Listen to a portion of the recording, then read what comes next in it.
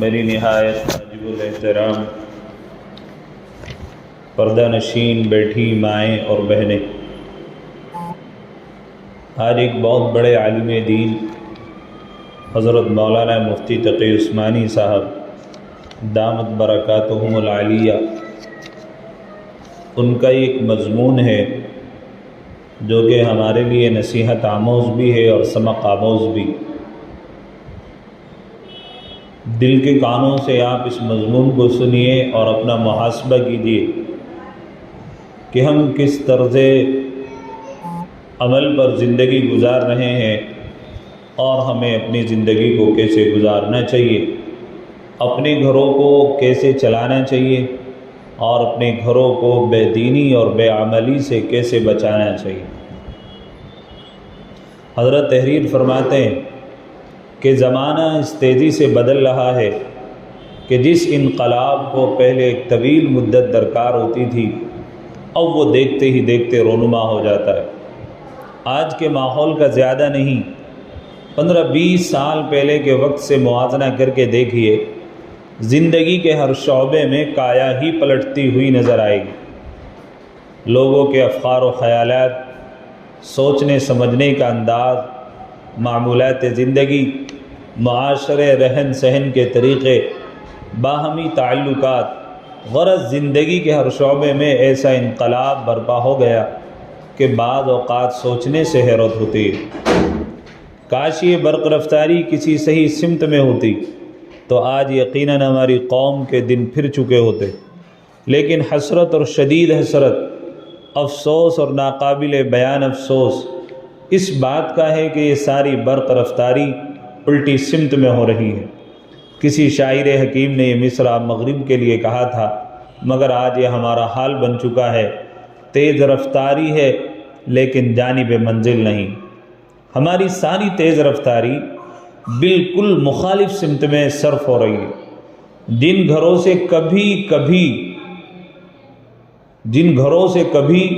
تلاوت قرآن کی آواز آ جایا کرتی تھی، اب وہاں صرف فلمی نغمے گونجتے ہیں۔ جہاں کبھی اللہ اور رسول اور اسلاف امت کی باتیں ہو جایا کرتی تھی، اب وہاں باپ بیٹوں کے درمیان بھی ٹی وی فلموں پر تبصرے ہی زیر بحث رہتے ہیں۔ جن گھرانوں میں کبھی کسی اجنبی عورت کی تصویر کا داخلہ محال تھا، اب وہاں باپ بیٹیاں اور بہن بھائی ایک ساتھ بیٹھ کر نیم برہنہ رقص اور سرور اور گانے دیکھتے ہیں اور خوش ہوتے ہیں۔ جن خاندانوں میں کبھی حرام آمدنی سے آگ کے انگاروں کی طرح پرہیز کیا جاتا تھا، اب وہاں نسلیں کی نسلیں سود، رشوت اور قمار سے پروان چڑھ رہی ہیں۔ جو خواتین پہلے برقعے کے ساتھ باہر نکلتی ہوئی ہچکچاتی تھیں، اب وہ دوپٹے تک کی قید سے آزاد ہونا چاہتی ہیں۔ غرض اسلامی احکام سے عملی اعراض اس تیزی سے بڑھ رہا ہے کہ مستقبل کا تصور کر کے بعض اوقات روح کانپ اٹھتی ہے۔ اس تشویشناک صورتحال کی یوں تو بہت سے اسباب ہیں، لیکن اس تحریر میں صرف ایک سبب کی طرف توجہ دلانا مقصود ہے۔ خدا کرے کہ اسے اسی توجہ اور اہتمام کے ساتھ پڑھا اور سمجھ لیا جائے جس کا وہ مستحق ہے۔ اس لیے میرے بیان کرنے کا مقصد بھی یہی ہے کہ اللہ کرے کہ حضرت کی ان تمام باتوں پر عمل پیرا ہونے والے بن جائیں۔ وہ سبب یہ ہے کہ ہمارے معاشرے میں جو لوگ دیندار سمجھے جاتے ہیں، وہ بھی اپنے گھر والوں کی دینی اصلاح اور تربیت سے بالکل بے فکر بیٹھ گئے۔ اگر آپ اپنے گرد و پیش کا جائزہ لیں تو ایسی 20 مثالیں آپ کو نظر آ جائیں گی کہ ایک سربراہ خاندان اپنی ذات میں بڑا نیک اور دیندار انسان ہے، صوم و صلات کا پابند بھی ہے، سود، رشوت، قمار اور دوسرے گناہوں سے پرہیز بھی کرتا ہے، اچھی خاصی دینی معلومات رکھتا ہے اور مزید معلومات حاصل کرنے کا شوقین ہے، لیکن اس کے گھر کے دوسرے افراد پر نگاہ ڈالیے تو ان میں ان اوصاف کی کوئی جھلک دوربین لگا کر بھی نظر نہیں آتی۔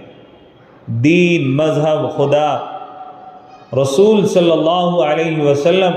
قیامت، آخرت جیسی چیزیں سوچ و بچار کے موضوعات سے یک لخت خارج ہو چکی ہیں۔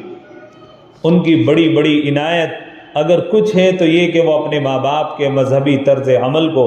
گوارا کر لیتے ہیں، اس سے نفرت نہیں کرتے، لیکن اس سے آگے نہ وہ کچھ سوچتے ہیں نہ سوچنا چاہتے۔ کوئی شک نہیں کہ ہر شخص اپنے عمل کا ذمہ دار ہوتا ہے، اور اولاد کی مکمل ہدایت ماں باپ کی قبضہ قدرت میں نہیں ہے۔ نوح علیہ السلام کے گھر میں بھی کنعان پیدا ہو جاتا ہے، لیکن یہ فریضہ تو ہر مسلمان کے ذمہ عائد ہوتا ہے کہ وہ اپنے گھر والوں کی دینی تربیت میں اپنی پوری کوشش صرف کر دے۔ اگر کوشش کے باوجود راہ راست پر نہیں آتے تو بلا شبہ وہ اپنی ذمہ داری سے بری ہیں، لیکن اگر کوئی شخص اس مقصد کی طرف کوئی دلی توجہ ہی نہیں کرتا اور اس نے اپنی تئی دین پر عمل کر کے اپنے گھر والوں کو حالات کے دھارے پر بے فکری سے چھوڑ دیا تو وہ ہرگز اللہ کے نزدیک بری نہیں۔ اس کی مثال بالکل اس احمق کی سی ہے جو اپنے بیٹے کو خودکشی کرتے ہوئے دیکھے اور یہ کہہ کر الگ ہو جائے کہ جوان بیٹا اپنے عمل کا خود ذمہ دار ہے۔ تو جس طرح آدمی اپنے بچوں کو تمام کی تمام دنیاوی تکالیف سے بچانے کی ہر پل کوشش کرتا رہتا ہے، لیکن اخروی جو کہ بڑی تکلیف دینے والی چیز ہے اور آخرت میں جو اللہ تعالیٰ نے عذاب اور سزائیں رکھی ہیں اس سے بچانے کے لیے آج ہمارے بڑوں کی بچوں کے تعلق سے کوئی فکر نظر نہیں آتی۔ گھروں میں بے دینی، بے شرمی، بے حیائی پنپ رہی ہے، اس کو ختم کرنے کا کسی کے اندر سوچ و وچار نہیں ہے۔ گھروں کے اندر سود خوری، زناکاری، بے حیائی عام ہوتی جا رہی ہے، اس کے اوپر کسی کا کوئی دھیان نہیں ہے۔ گھروں کے اندر بے تعلیمی، بچوں کے اندر تعلیم نہیں ہے، بچوں کے اندر سیاسی شعور نہیں ہے، بچوں کے اندر دینی شعور پیدا نہیں ہے، بچے اسلام سے کٹ کر مغربی تہذیب کے افکار اور خیالات کو قبول کر رہے ہیں،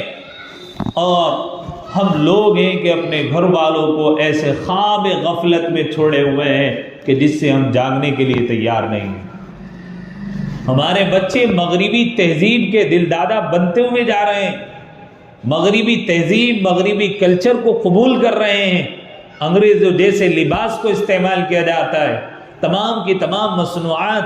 اور تمام کے تمام مشروبات ہمارے گھروں میں انگریزوں کے استعمال کیے جا رہے ہیں۔ ہمارے گھر میں رسول اللہ صلی اللہ علیہ وسلم کی زندگی کیسے ہوتی تھی، حضرت امی عائشہ گھر میں زندگی کیسے گزارتی تھی، حضرت فاطمہ نے زندگی کیسے گزاری ہے، حضرت خدیجہ الکبریٰ نے زندگی کیسی گزاری ہے، رسول اللہ صلی اللہ علیہ وسلم نے کیسی زندگی گزارنے کو ہمیں کہا ہے، آج وہ تمام کے تمام طرز زندگی ہمارے گھروں سے نکل چکے ہیں۔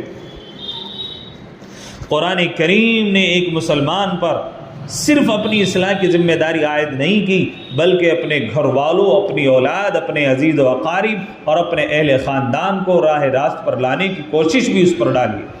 سرور کائنات محمد صلی اللہ علیہ وسلم سے زیادہ آقا میں الہی کا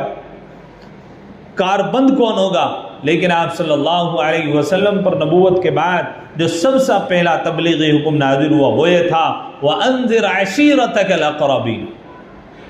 آپ صلی اللہ علیہ وسلم اپنے قریبی اور اہل خاندان کو عذاب الہی سے ڈرائیے۔ اللہ تعالیٰ نے حکم دیا تھا پیغمبر کو کہ آپ اپنے عزیز و اقارب کو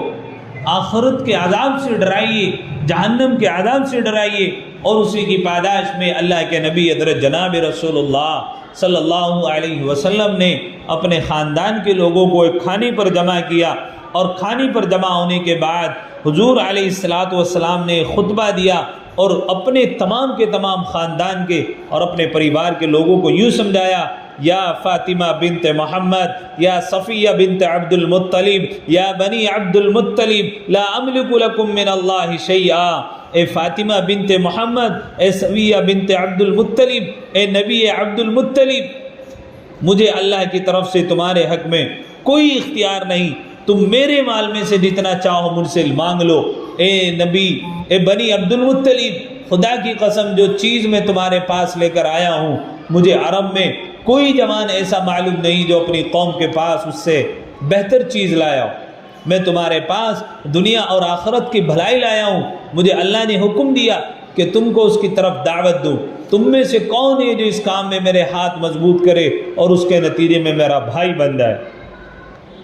تو حضرت صلی اللہ علیہ وسلم اپنے تمام کے تمام خاندان کے لوگوں پر ایک کھانے پر جمع کر کے اور اس کے بعد ان لوگوں کو دین کی بات بتاتے ہیں کہ کون ہے جو میرا کلمہ پڑھے اور مسلمان ہو جائے اور آخرت پر یقین رکھے اور اللہ کے عذاب سے محفوظ ہو جائے۔ لیکن آج ہمارے گھروں کے حالات یہ ہیں، ہم نے اپنے گھروں کے اندر سے دینداری کو نکال دیا، اپنے بچوں کو دینی کلچر پر لگانے سے ہم نے انکار کر دیا، اپنے بچوں کے اندر دینداری کیسے پیدا ہو ہماری کوئی بھی فکر نہیں۔ ہمارا بچہ خود بخود ڈانس سیکھ رہا ہے، ہمارا بچہ خود بخود گانے گانے لگا ہے، ہمارا بچہ خود بخود عرب مغربی تہذیب میں ملتا ہوا جا رہا ہے، ہمارا بچہ تمام کی تمام چیزیں باہر کے لوگوں سے سیکھ کر الٹی سیدھے حرکتیں گھر میں کر رہا ہے۔ لیکن آج تمام کی تمام فکریں ہمارے اپنے بچوں کو جو ہے بہترین جو ہے ڈانسر بنانے پہ لگی ہوئی ہیں، بہترین سنگر بنانے پر لگی ہوئی ہیں۔ لیکن آج اگر ہماری فکریں نہیں ہیں تو ہمارے بچوں کے اندر دینداری پیدا کیسے ہو، ہمارے گھر میں 100% نمازی کیسے پیدا ہو، ہمارے گھروں کے اندر سے قرآن کریم صبح ہوتے ہی پڑھنے والے کیسے بن جائیں، اس کی ہماری کوئی بھی غور و فکر نہیں۔ آپ کا بچہ، اگر آپ کے بچے کا ہاتھ جل جائے اور آپ اپنے بچے کے ہاتھ کو جلتے ہوئے سامنے سے دیکھ لیں، آپ کی روح کانپ جاتی ہے۔ آپ کا بچہ بیمار پڑ جائے، آپ کی راتوں کی نیند اڑ جاتی ہے اور دن کا سکون ختم ہو جاتا ہے۔ لیکن اللہ معاف کرے، کل قیامت میں اگر یہ اولاد اسی راہ روی پر چلتی رہی، اللہ کے احکامات کو توڑتی رہی، رسول اللہ کی سنتوں کو ایسے ہی ذبح کرتی رہی، اور جب ہم کل قیامت میں اللہ کے سامنے کھڑے ہوں گے اور پوری دنیا کے سامنے ہماری رسوائی اور ذلت کا سامان بن رہا ہوگا اور ہماری اولاد کو ہمارے سامنے جہنم میں جب پھینکا جا رہا ہوگا، اس وقت آپ کو کیا بنے گا؟ اس لیے وہ جو آخرت کی زندگی ہے ہمیشہ ہمیشہ باقی رہے گی، کبھی فنا نہ ہونے والی زندگی ہے۔ دنیاوی زندگی تو 60 سال ہے، 70 سال ہے، ختم ہو جانی ہے۔ اصل ہماری زندگی آخرت کی ہے، اس آخرت کی زندگی کے لیے ہم نے کیا کچھ سامان کیا ہے، ہمیں اس کے اوپر غور و فکر کر لینا چاہیے۔ لیکن اللہ معاف کرے، آج ہمارے اندر سے دینداری کا بالکل جذبہ نکل چکا ہے۔ 80% اگر میں کہوں، آج ہمارے گھروں میں جو 80% جو ہے نمازوں کی پابندی نہیں ہے، قرآن کی تلاوت کی پابندی نہیں ہے، روزے رکھنے کی پابندی نہیں ہے، اور تو اور ہماری مستورات کو بعض وہ ہیں جن کو پاکی اور ناپاکی کے مسائل تک پتہ نہیں ہے۔ اللہ معاف کرے۔ تو جو اصل ہماری زندگی آخرت کی ہے، ہمیں اس آخرت کی زندگی کے بارے میں سوچنا ہے کہ اس دنیا سے مر کر کے چلے جانا ہے، ایک دن یہ دنیا فنا ہو جانی ہے۔ ہاں، لوگ تماشا بناتے رہتے ہیں، باتیں کرتے رہتے ہیں کہ فلاں وقت میں اس نے یہ بات، لیکن ایک وقت آئے گا میرے اور آپ کے بارے میں بھی لوگ یہ کہہ رہے ہوں گے کہ کل فلاں وقت میں بیٹھا تھا، کل فلاں وقت میں یہ بات کہہ رہا تھا، کل فلاں وقت میں وہ بات کہی تھی۔ لوگ ہمارے بارے میں بھی باتیں بنا رہے ہوں گے، اور لوگ جو ہے ہماری آنکھیں بند ہوں گی اور دنیا سے ہم رخصت ہو رہے ہوں گے۔ لوگ جو کہہ رہے ہوں گے چلو جلدی کرو، وقت بتا دیا جائے کس وقت میں تدفین ہے، کس وقت میں قبر میں اتارنا ہے، جلدی کرو جلدی کرو، اس کو نہلا دیا جائے، اس کو کفن پہنا دیا جائے، جلدی سے اس کو گھر سے نکالو اور قبرستان میں دفن کر کے آئیں۔ لوگ ہمارے بارے میں کہہ رہے ہوں گے، لیکن اللہ معاف کرے، اللہ معاف کرے۔ اللہ کے نبی حضرت جناب رسول اللہ صلی اللہ علیہ وسلم نے فرمایا کہ بندہ جس حالت میں زندگی گزارتا ہے اور جس حالت میں بندے کو موت آئے گی، کل قیامت میں اسی حالت میں اٹھایا جائے گا۔ اگر ہم نے اللہ کے احکامات کی پابندی کی ہوگی، اللہ کے قرآن کی تلاوت کی ہوگی، اللہ کے لیے روزہ رکھا ہوگا، اللہ کے لیے تمام برے کام چھوڑے ہوں گے، اللہ کے لیے جھوٹ نہیں بولا ہوگا، اللہ کی رضامندی کے لیے کسی کو دھوکہ نہیں دیا ہوگا، اللہ کی خاطر کسی سے رشوت نہیں لی ہوگی، کسی کو رشوت نہیں دی ہوگی، اور کسی کے ساتھ میں رشوت میں تعاون نہیں کیا ہوگا، دنیا میں بھی کامیابی مل جائے گی اور آخرت میں بھی کامیابی مل جائے گی۔ ورنہ بندہ جس حالت میں زندگی گزارتا ہے اسی حالت میں موت آئے گی، اور جس حالت میں موت آئے گی اللہ تعالیٰ کہتا ہے کل قیامت میں میدان محشر میں ہم اسی حالت میں تمہیں اٹھائیں گے۔ اب مجھے اور آپ کو اپنا محاسبہ کرنا ہے کہ مجھے اور آپ کو کس حالت میں زندگی گزارنی۔ ایک بہت بڑے محدث گزرے، بہت بڑے اللہ والے، ان کے گھر میں 4 آدمی تھے، ایک بیٹا اور ایک بیٹی اور ایک ان کی بیوی تھی۔ ان اللہ والوں کا ایک دن انتقال ہو گیا۔ بڑے محدث تھے، بڑے اللہ والے تھے، ان کی ایک جوان العمر بیٹھی تھی۔ اس بیٹی کا انتقال ہو جاتا ہے، لوگ جنازہ تیار کرتے ہیں اور تیار کرنے کے بعد جنازہ کاندھے پر اٹھا کر ہزاروں کا مجمع نماز جنازہ پڑھتا ہے۔ اور اللہ کے نبی حضرت جناب رسول اللہ صلی اللہ علیہ وسلم کا فرمان موجود ہے کہ جس جنازے میں 40 آدمی سے زیادہ ہوں گے اللہ تعالیٰ اس جنازے کی مغفرت فرما دے گا۔ جنازہ لے جایا گیا، قبرستان میں جنازے کو رکھا گیا، قبر میں اس عورت کو تدفین کیا گیا۔ ابھی تمام کے تمام لوگ چارپائی اٹھا کر واپس آ رہے تھے، قبر میں اس بچی کو دفنایا اور دفنانے کے بعد دیکھا قبر سے آگ کے شعلے نکل رہے۔ اللہ ہم سب کی حفاظت فرمائے۔ آگ کے شعلے نکل رہے، باپ دیندار، ماں دیندار، بیٹا دیندار، بھائی دیندار، وہ عورت بھی خود دیندار، اب آگ کے شعلے نکل رہے ہیں قبر کے اندر سے۔ بیٹا بھائی جو تھا اس سے ران آ گیا، اس کو غصہ آ گیا، والدے کے پاس دوڑتا ہوا آیا،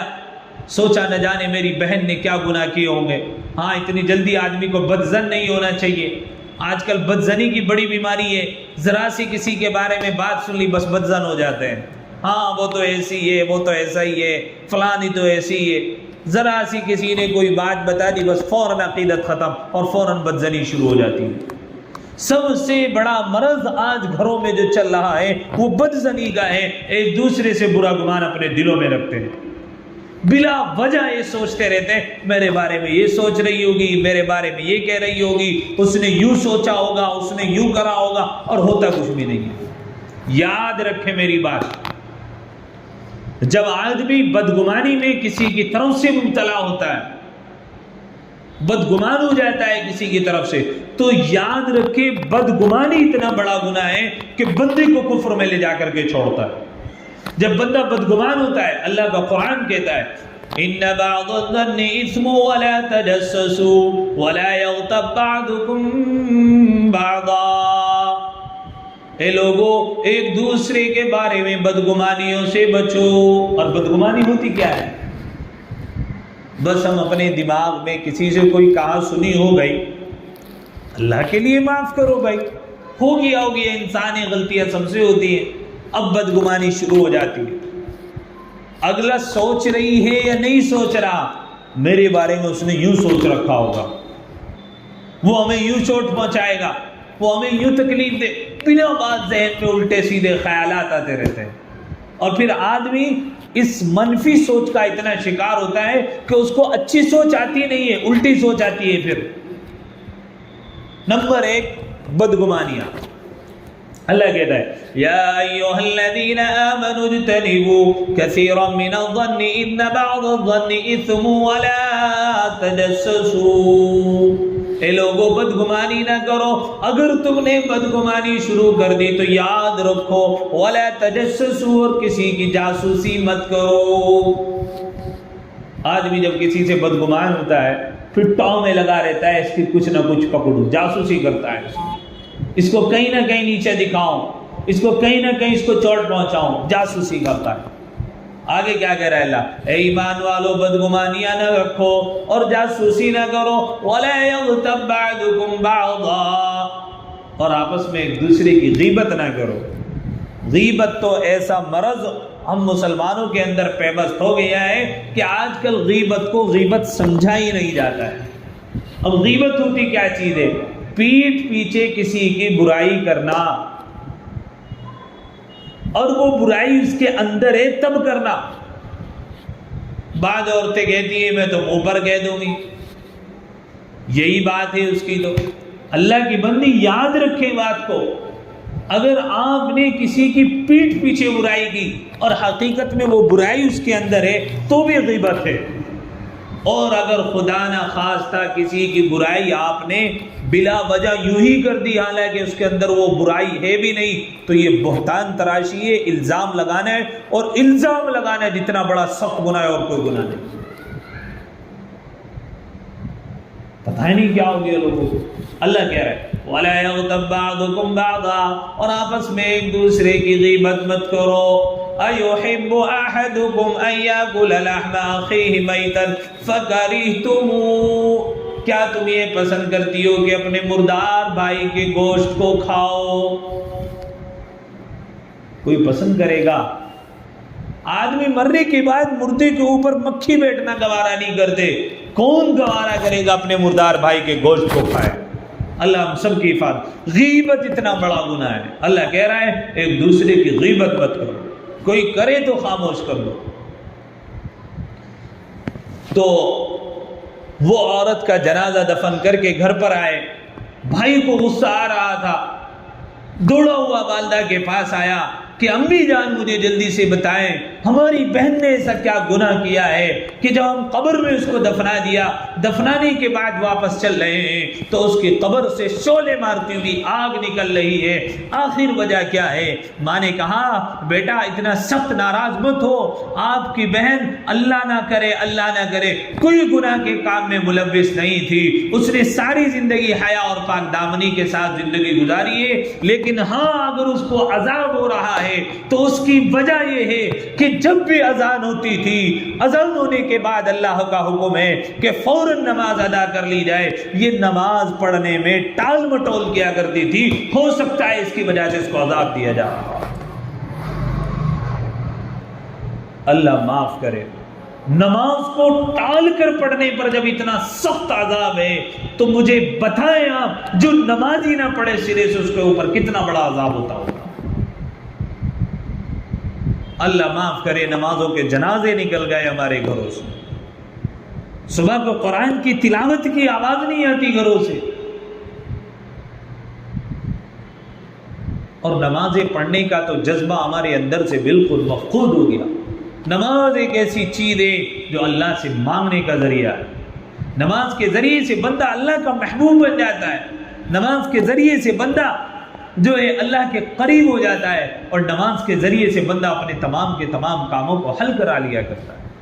لیکن اولاً تو آج ہمارے نماز پڑھنے کا شوق ہمارے اندر نہیں، اور دوسرے پھر نماز بھی جیسی ہماری نماز ہونی چاہیے وہ ہماری نماز بھی نہیں،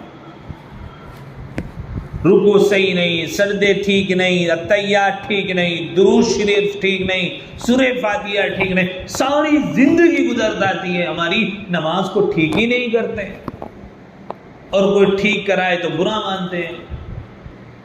اللہ کی بندی کم سے کم نمازوں کو تو اپنے ٹھیک کرو، نمازوں کو ٹھیک سیکھ کر کے پڑھو۔ اللہ کے نبی حضرت جناب رسول اللہ صلی اللہ علیہ وسلم جب کوئی مسلمان ہو جاتا تھا سب سے پہلے اس کو جو ہے نماز ٹھیک کرایا کرتے تھے، اس کو نماز سکھایا کرتے تھے، وضو سکھایا کرتے تھے۔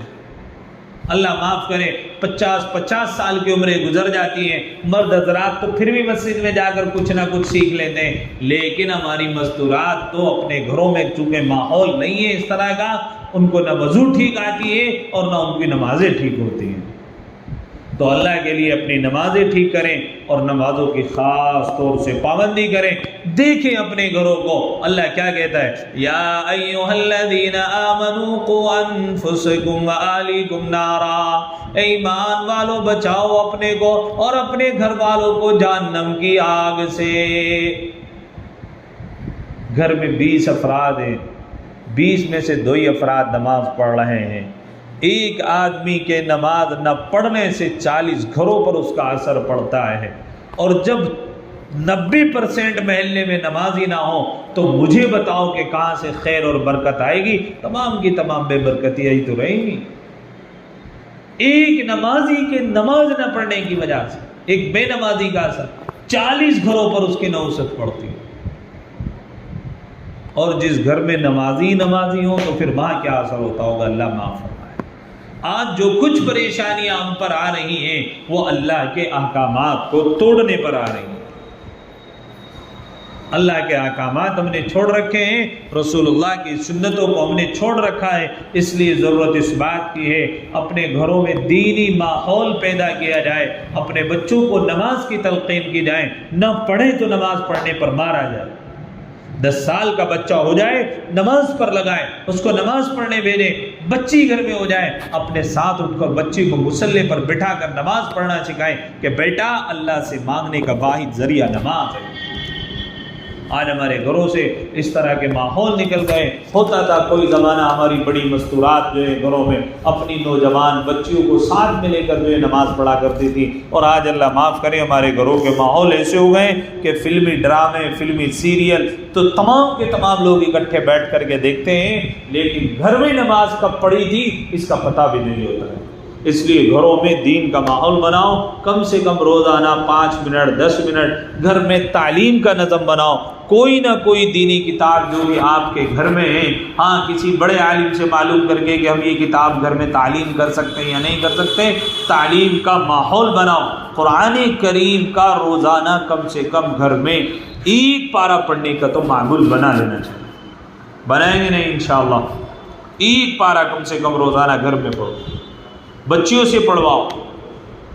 خود پڑھو۔ اللہ کے نبی حضرت جناب رسول اللہ صلی اللہ علیہ وسلم نے فرمایا، جس گھر میں صبح سویرے سورہ یاسین پڑھی جاتی ہے اس گھر سے تمام کے تمام بلائیں اللہ تعالی ہٹا دیتا ہے، اور جس گھر میں مغرب میں کے بعد جس آدمی کے پڑھنے کا معمول ہو سورہ واقعہ پڑھنے کا، ساری زندگی اس کو فقر و فاقہ نہیں آ سکتا ہے۔ اللہ کے نبی صلی اللہ علیہ وسلم نے بھی تنگ دستی سے پناہ مانگی ہے، اس لیے سورہ واقعہ مغرب کے بعد اور فجر کے بعد سورہ یاسین تو کم از کم اپنے گھروں میں پڑھنے کا بلند آواز سے معمول بنائیں۔ اللہ رب العزت مجھے آپ کو کہنے سننے سے زیادہ عمل کی توفیق نصیب فرمائے۔ وآخر دعوانا الحمدللہ رب